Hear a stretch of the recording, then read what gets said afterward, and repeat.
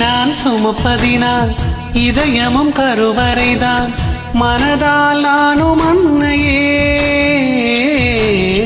மறைவேன் என்று உன்னையே.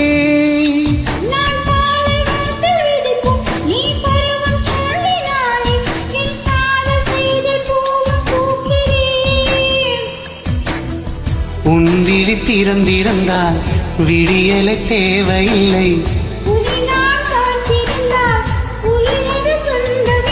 இத்தனையும் இனி கிடைக்குமா? நான் கூட சொல்கிறேன். அழகே பிரம்மனிடம் மனு கொடுக்க போயிருந்தேன், நீ என் மனைவியாக வேண்டும் என்று.